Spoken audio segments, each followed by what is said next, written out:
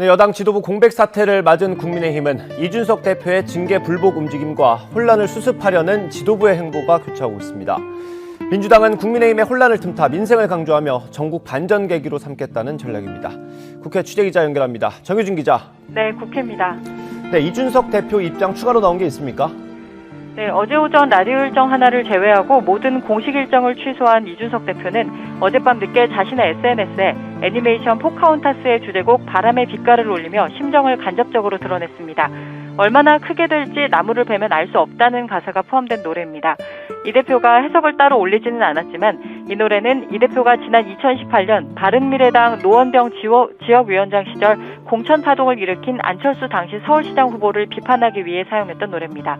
어젯밤 한 언론사가 이 대표 중징계 처분의 근거가 된 7억 원 투자유치 각서가 지난 대선 당시 윤석열 안철수 후보의 단일화 과정에서 협상카드로 활용됐다는 주장을 보도했는데요. 안철수 의원은 물론 윤석열 대통령과 친윤석열계를 향해 비판의 메시지를 보낸 게 아니냐는 해석이 나옵니다. 이준석 대표가 연일 SNS 등을 통해 이번 처분의 부당성을 주장하고 있는 가운데 권성동 당대표 직무대행은 이 대표를 향해 윤리위 결정을 수용하고 존중하라는 메시지를 보내고 있습니다. 권 직무대행은 어젯밤 언론사 뉴스에 출연해 경제가 어려운 상황인 만큼 출범한 지 2달 된 윤석열 정부와 단합해 성공할 수 있도록 당의 역량을 하나로 모아야 한다고 말했습니다. 또 윤리위는 나라로 따지면 사법부 역할을 하는 곳이라면서 결정을 돌이킬 수는 없기 때문에 수용해야 한다고 설명했는데요.